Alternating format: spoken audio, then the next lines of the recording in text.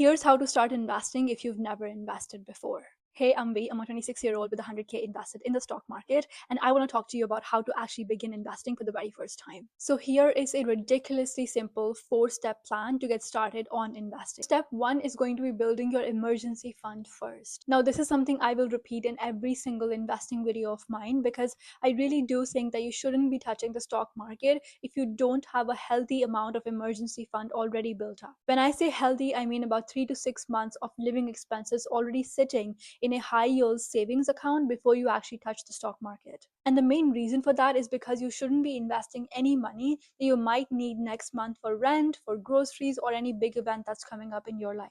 So this emergency fund is simply a buffer to make sure you don't dip into your investments when something comes up. The second step is actually choosing the platform you're going to be using for investing. If you're looking for a low-cost, beginner-friendly platform, I've actually been using Trading 212 for a while now, and from experience, there's actually zero commission fees. The interface is also very easy and very intuitive to use.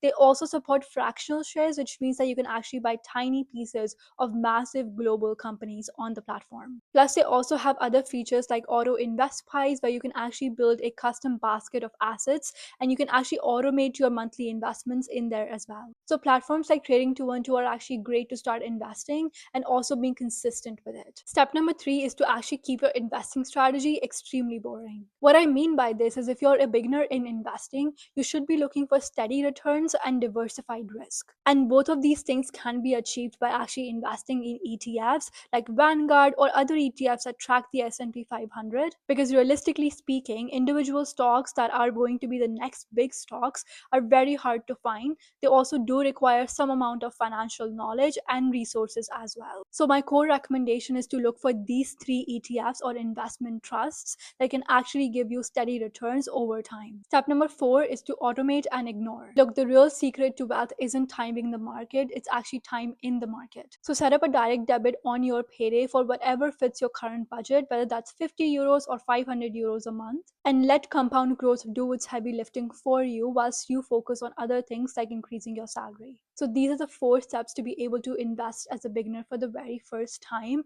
And my core recommendation again is to be consistent with it. Let compound growth do its work for you. You can also check the link in my bio to actually grab free fractional shares worth up to 100 euros in Trading 212 today. Comment below which of these steps you're currently on.